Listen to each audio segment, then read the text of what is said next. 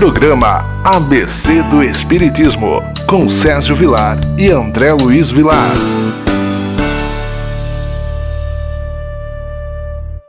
Queridos amigos, que alegria, mais uma vez estamos entrando na sua casa pela nossa querida TV Mundo Maior, com o programa ABC do Espiritismo. Hoje eu tenho um entrevistado especial.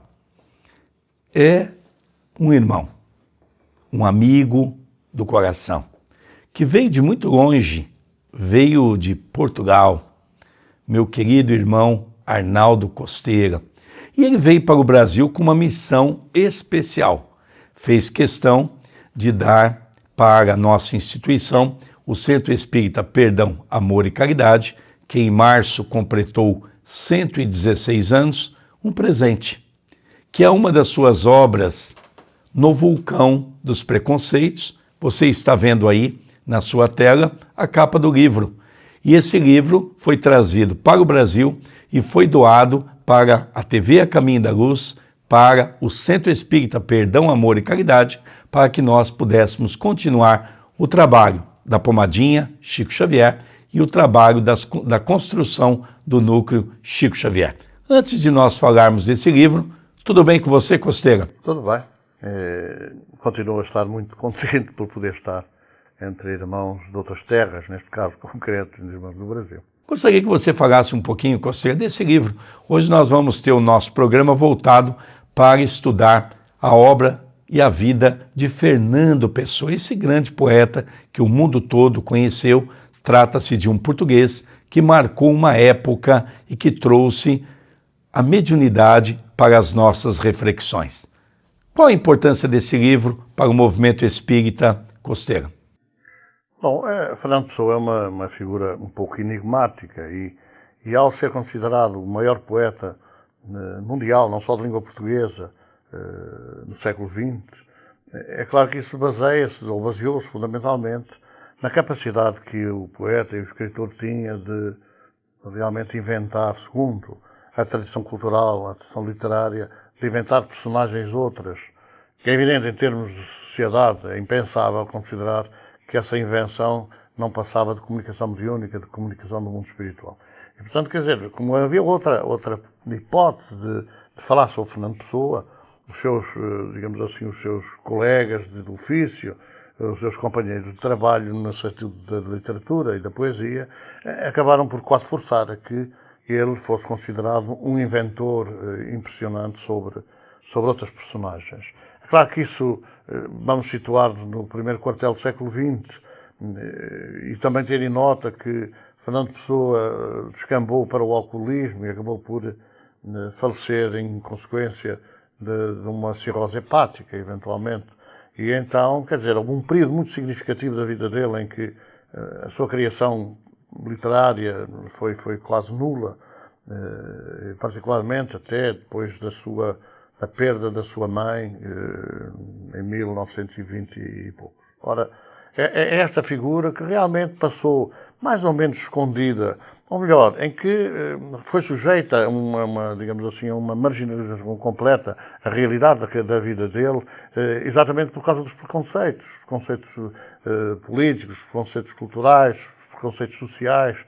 Um homem que, ou melhor, que em criança regressou da África do Sul, ele era um poliglota, ele falava 7 línguas, ele era uma figura impressionante da cultura, desde a África do Sul, onde cursou em várias escolas, mas teve, por motivos da sua vida pessoal e familiar, órfão muito cedo, com um segundo casamento da mãe, com outros irmãos, ele sentiu-se um pouco na solidão e realmente, quando regressa a Portugal, ou quando vem para Portugal, ou de passar férias a Portugal com os pais, desde os 6 anos que ele começa a manifestar uma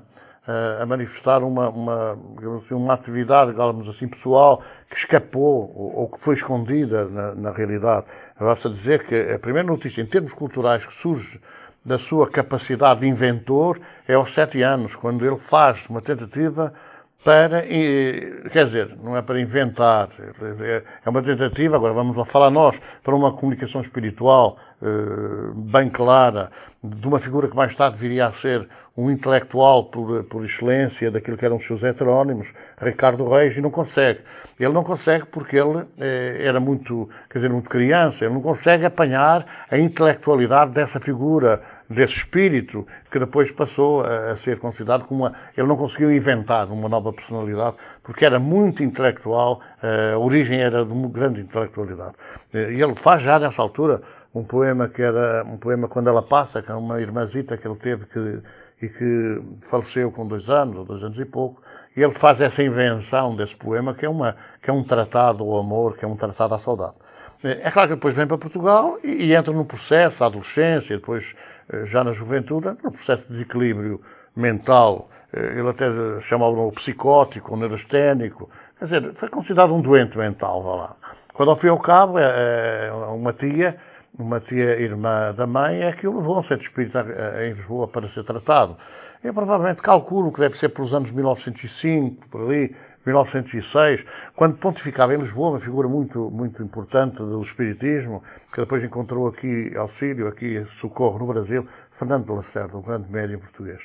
Claro que há ali um tratamento, digamos assim, espiritual, e ele dá testemunho disso, de facto, através das sessões que reunia, que ele participava com a tia. Isto para dizer que ele começou a ser tratado espiritualmente desde essa altura. Mas, claro, não era conveniente que...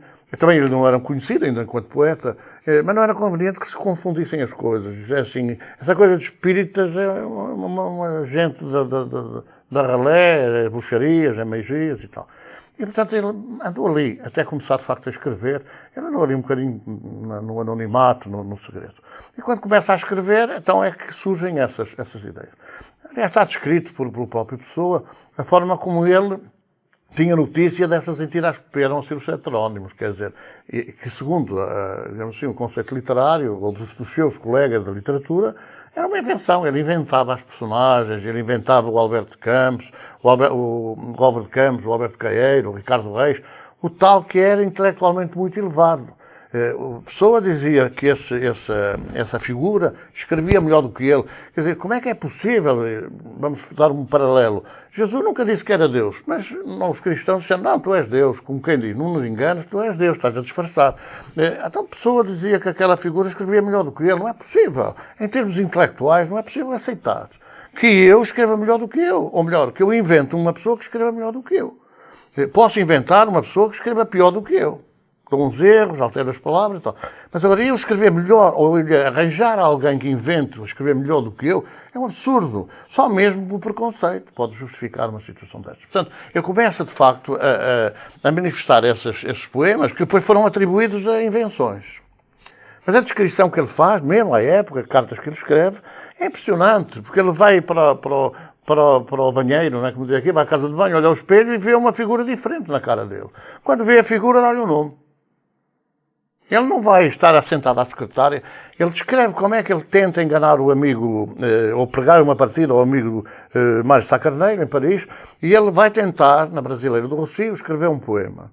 E começa, escreve uma linha e rasga, escreve outra linha e rasga, e a certa altura não entrava, digamos assim, a intuição, e rasgou tudo e foi-se embora. Levantou-se, subiu a escadaria para a casa onde vivia, e quando chegou à porta de casa, subiu. Era uma escadaria que conduzia a um átrio de entrada da casa, havia um aparador que é um móvel que é simultaneamente cristaleira e simultaneamente também de louças.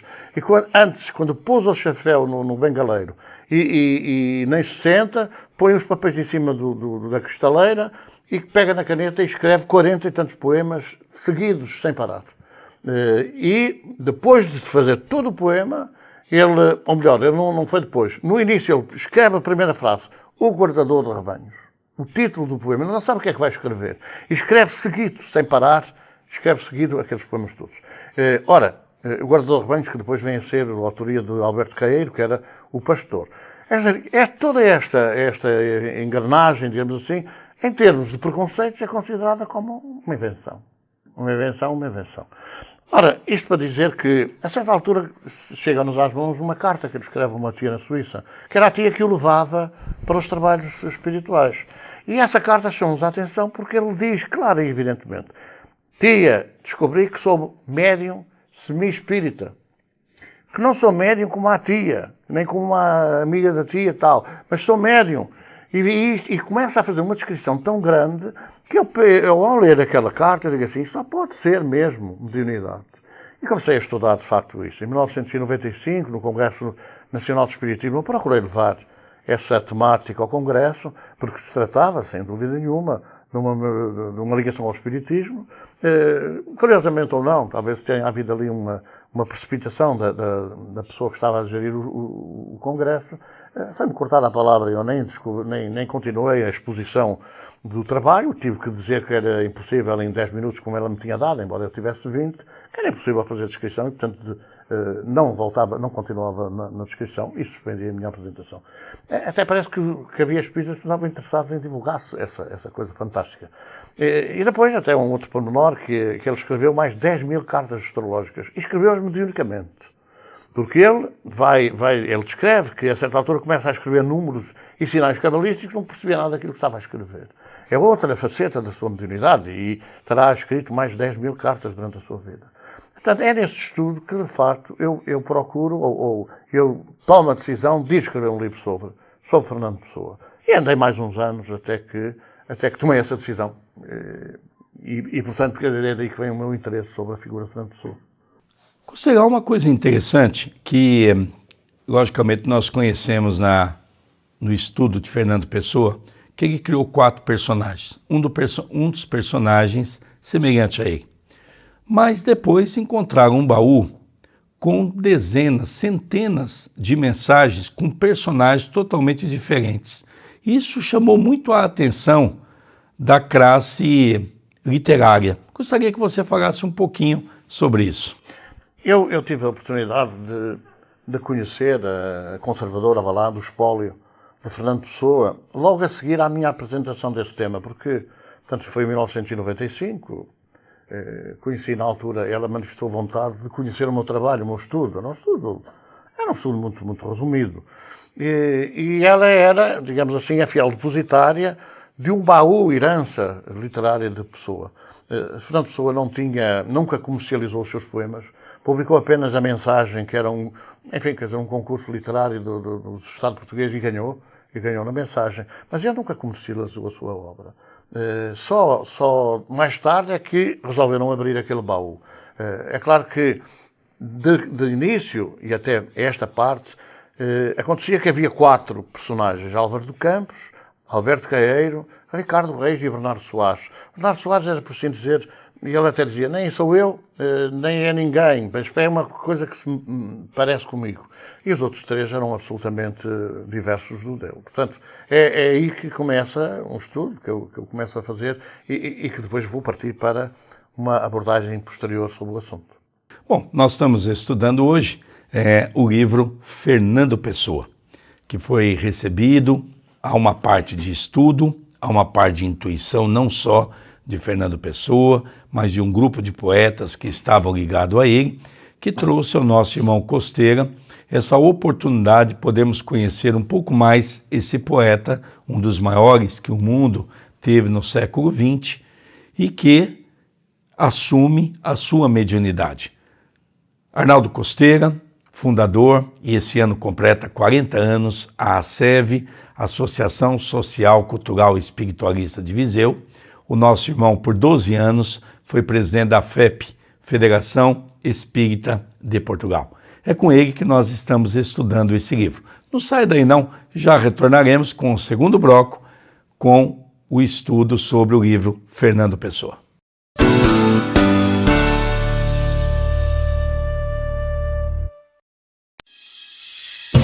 Você conhece a loja virtual da TV Web acaminhodaluz.com.br, especializada em DVDs e CDs espíritas? Acesse www.lojaacaminhodaluz.com.br e tenha a chance de conhecer e adquirir diversos títulos de palestras dos mais variados oradores espíritas. Adquirindo nossos produtos, você estará ajudando a Web TV acaminhodaluz.com.br a continuar com a missão de divulgar o Espiritismo.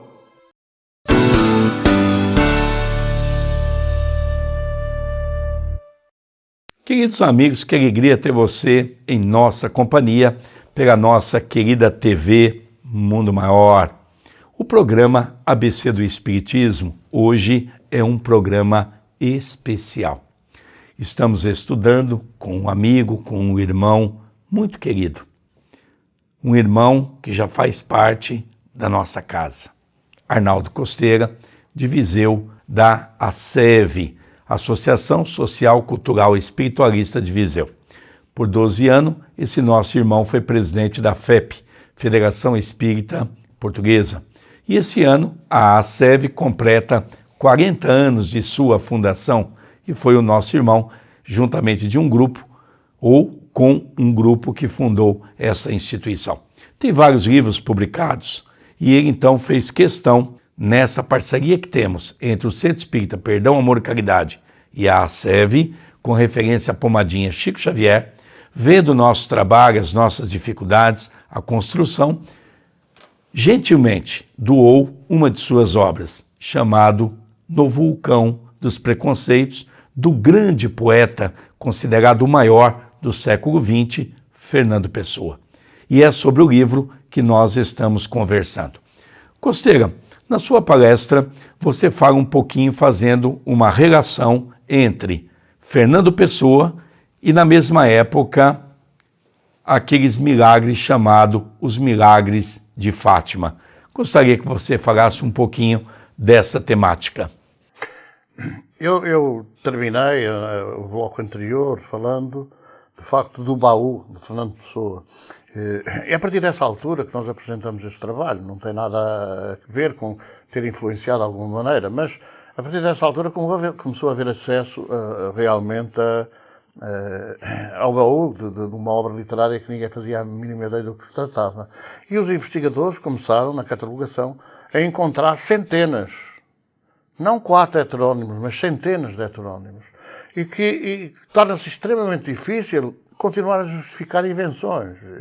E vai ser necessário que as pessoas assentem os pés no chão e reconheçam que, tendo ele afirmado ser médium e até ser espírita, não é? Que tem que assumir sem preconceitos, por isso ele está neste vulcão, não é? Tem que assumir sem preconceitos que se trata de mediunidade legítima.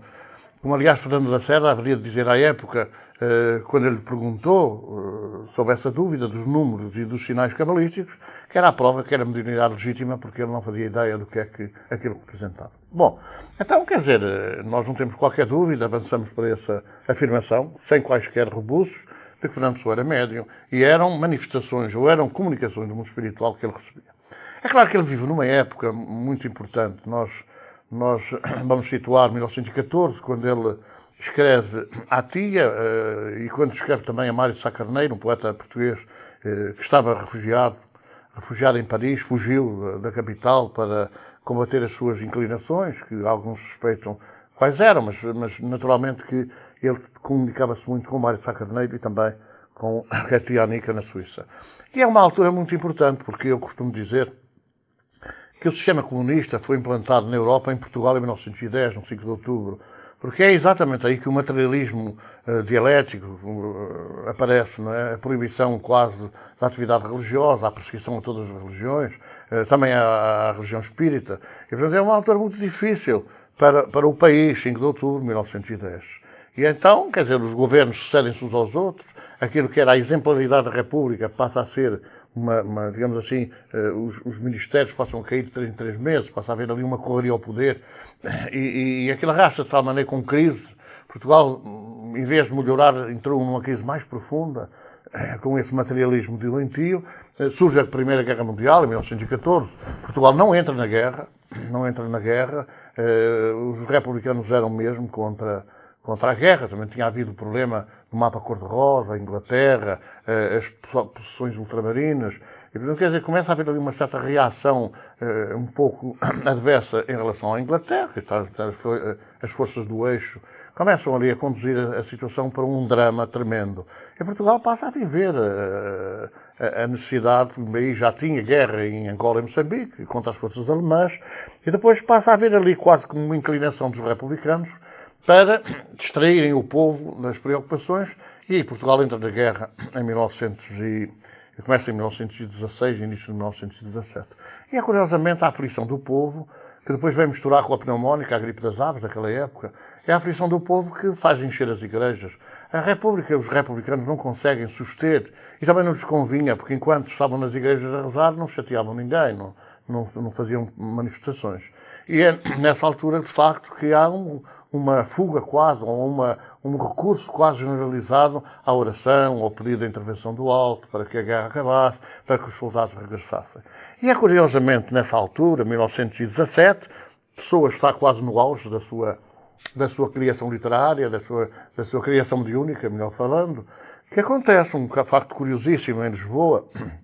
Um centro espírita que era dirigido por uma figura de proa da cultura portuguesa e foi somente fundador da Sociedade de Autores, aquela que garante os direitos de autor, quer da música, quer da poesia, quer da literatura. E é uma figura importante, o criador da Sociedade de Autores, que aparece dirigindo um centro espírita em Lisboa, Carlos Caldeirão, e é nessa casa espírita, mas também em outras do país, que aparecem mensagens de esperança, não é? E 7 de fevereiro de 1917 é indicado pelo mundo espiritual que devia ser publicado um anúncio no jornal em que fosse falado sobre a guerra, naquela notícia que estava a ser dada ali naquela reunião mediúnica. 7 de fevereiro de 1917.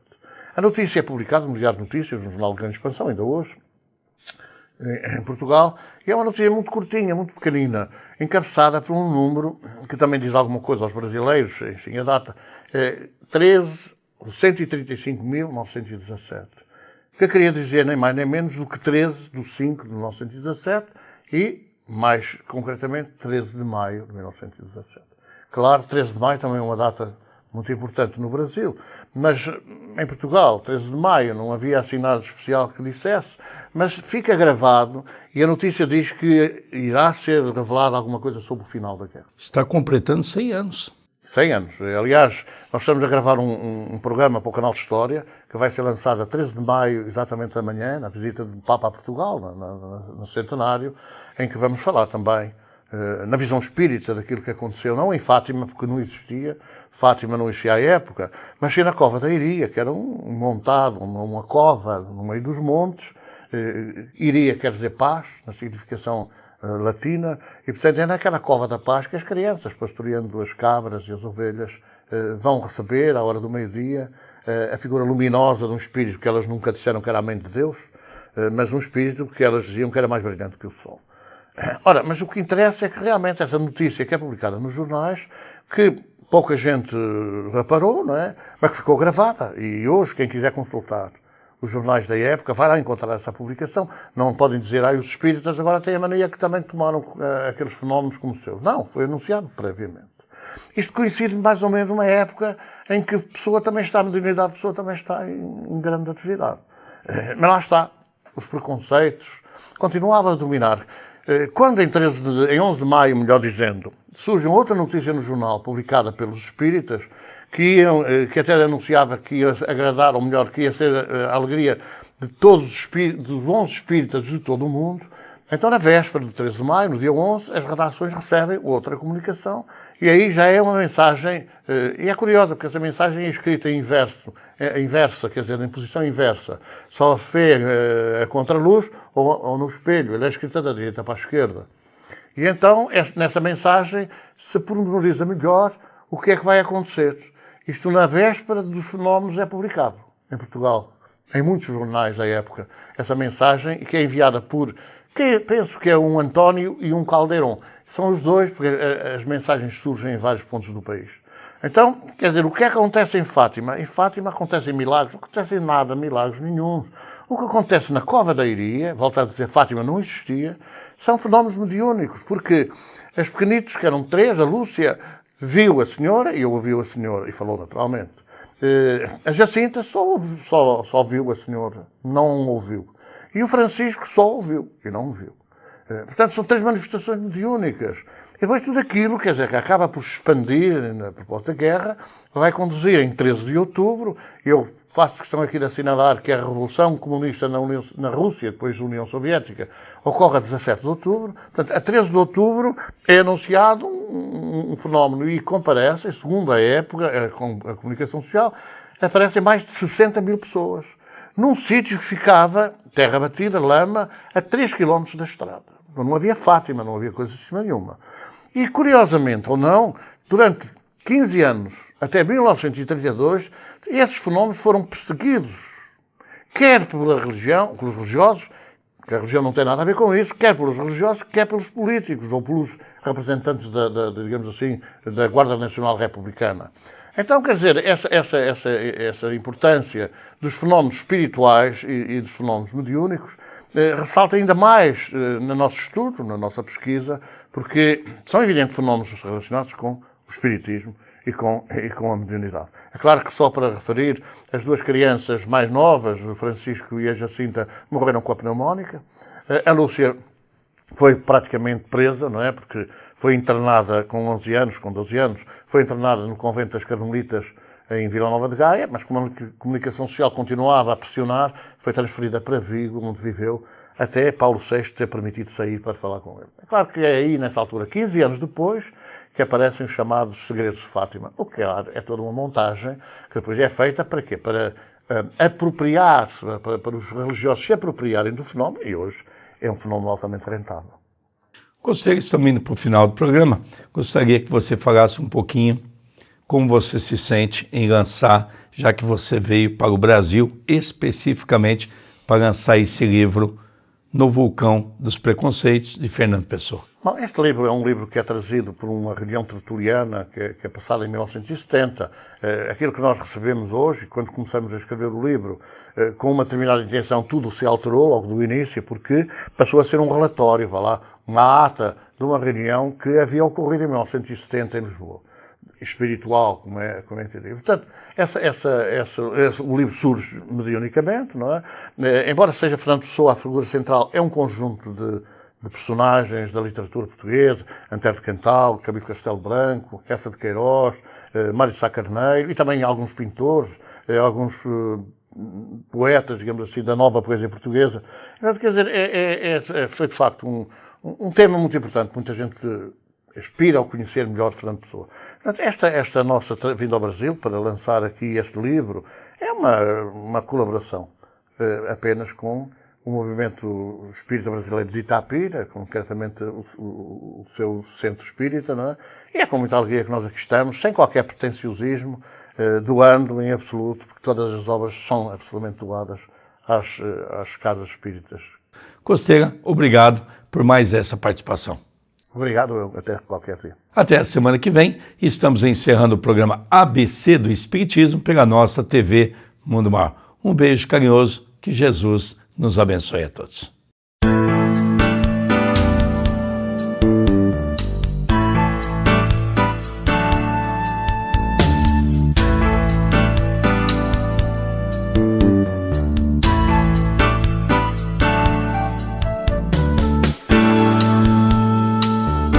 Você assistiu o programa ABC do Espiritismo, com Sérgio Vilar e André Luiz Vilar.